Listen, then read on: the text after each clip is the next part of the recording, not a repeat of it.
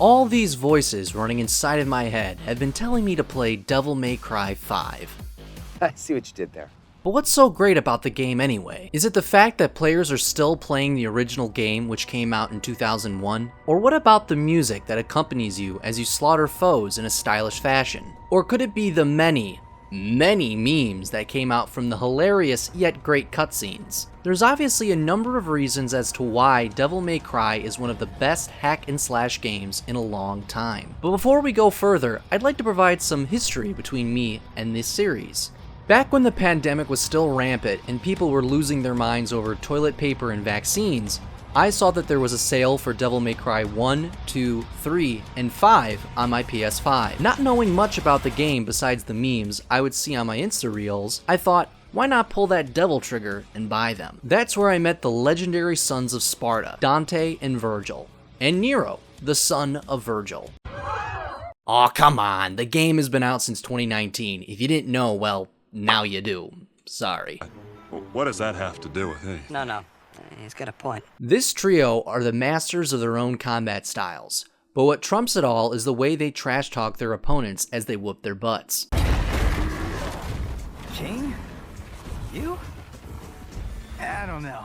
I mean, you're a big guy and all, but you seem more like a knuckle-scrapping fart in the wind than anything else. No offense.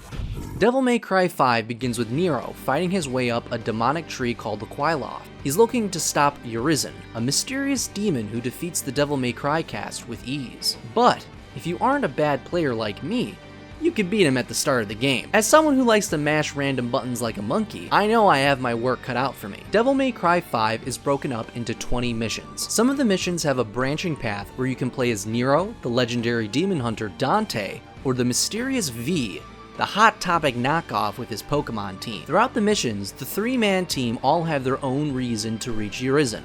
One has a score to settle, another looking for payback, and a third, more sinister reason. After beating the main part of the game, you get to play as the big boss music himself, Virgil, in 20 missions of his own. The four characters all have their own unique playstyles, which prevents any replays of the missions becoming redundant or boring. Dante has his Rebellion Sword, followed by the different forms he can take up: Trickster, Gunfighter, Royal Guard, and Swordmaster, that I'm sure veteran players are familiar with from the previous installments, and his ranged weapons being his famous dual pistols, shotguns, and one of them being the Michael Jackson dance.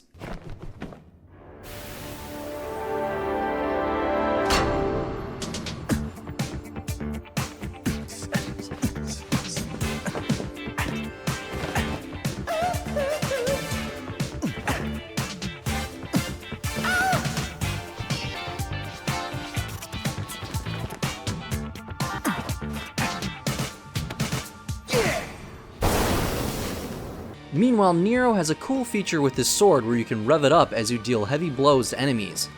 It's pretty satisfying to feel the left bumper on my PS5 trigger give a little resistance as I perform my combos. After losing his arm due to daddy issues, what are you gonna do? Nero can use a wide variety of Devil Breakers, a weapon that's now taking up where his arm used to be, like an arm that flies out and deals extra damage, or bouncing him around from enemy to enemy, or the iconic Mega Buster from Mega Man. Then there's V.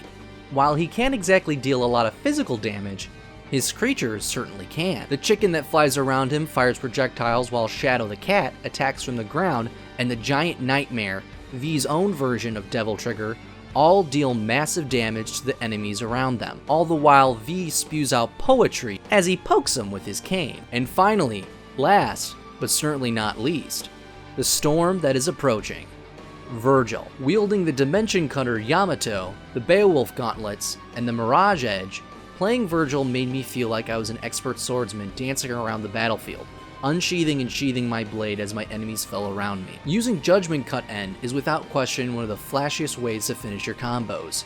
It slows down time before Virgil sheathes the Yamato, resulting in a devastating slash that deals significant damage. And of course, it looks amazing when you pull it off. So it goes without saying Devil May Cry 5 is a perfect game to practice your combos. Now, if you're feeling really motivated, you should try the Bloody Palace. The Bloody Palace is a stage-based survival mode that pits you against 101 stages of increasingly difficult enemies and a timer. You can use any of the 4 playable characters to test your limits and see how far exactly you can go. One of the notable things about Devil May Cry 5 is how a veteran battle designer took his previous works and contributed it to future games. Battle director Ryota Suzuki has years of experience working on past games like Dragon's Dogma, Marvel vs. Capcom 2, and Monster Hunter World Iceborne. The latest game that he worked on is Final Fantasy XVI, and the gameplay between each is incomparable. Don't get me wrong, I had an absolute blast playing both games, but 16 was much longer given the amount of content it has. Then again, you can make the same argument for Devil May Cry 5, which gets me thinking,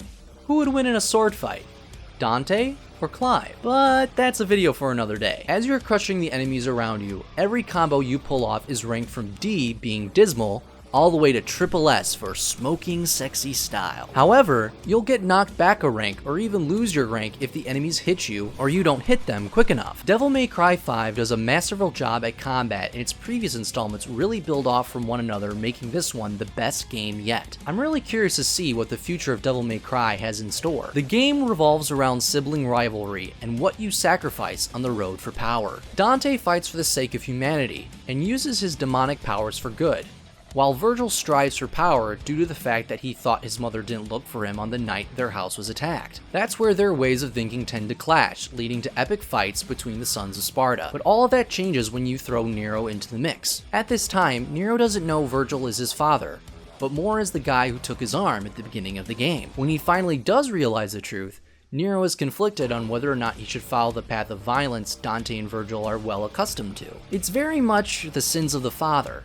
but Nero decides to cast that aside because there are bigger things to worry about and more important things to actually fight for. Virgil overlooks that true power isn't about forsaking what you cherish. It's acceptable to fight for what you hold dear, like Nero does for Kyrie. If you don't stand strong, who will protect your loved ones when your way of life is tested? It's these attachments that makes Nero so powerful and hopefully changes the way his dad looks at the world. And it probably helps with Nero's newfound power forcing Virgil to stop fighting and see sense for once in his life. While the game has its serious moments, it has great cutscenes that never fail to make me laugh. Like how when you need to customize your skills or gear throughout the mission, or before a boss fight, Nico the craftsmith comes bursting in with her van ready to help you in any way possible. Or how the internet has taken many iconic scenes from the game by storm and made them into great memes. Look at the current car, Dante. It's a red 7. Do you have any reds? Any 7s? Do you, Dante? I get it. I don't. But Virgil, what about the card I gave you, huh?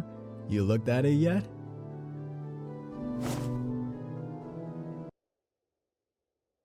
It's a green 4. Jackpot! And finally, the creme de la creme, the piece de resistance, is the soundtrack. I've said it time and time again, and I'll keep saying it. A game is only as good as its soundtrack, and Devil May Cry absolutely delivers. Each character has their own theme as you take on wave after wave of enemies in the missions or Bloody Palace, and they all sound amazing. In Devil Trigger, the feelings described match how Nero might have felt during his original Devil Trigger awakening. It's a clever song and paints Nero in a way where he wants to get stronger, but he can't just yet.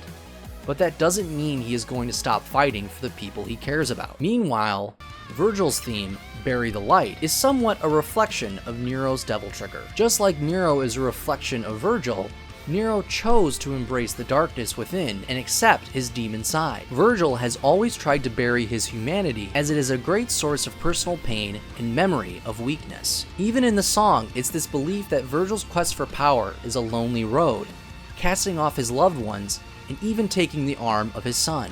Will his attitude change the next installment, or will he continue to distance himself from his family? The songs of Devil May Cry are excellent, and it's probably one of the main reasons I decided to play and review this game. I'm really curious to see what the future Devil May Cry has in store, for the sake of new music, and the memes of course. Well, aside from the fact a friend of mine and one of my subscribers suggested I should play it, so I thought, why the heck not? Revisiting great games like Devil May Cry 5 makes me want to play and review other great games in the future. Ultimately, Devil May Cry 5 masterfully intertwines gameplay, plot, and music, enticing players to continuously revisit the series, refining their playstyles, and reveling in the immersive experience time and time again. That's it for me. As always, thanks for watching. I'll see you in the next one. Don't you dare say it, Jackpot!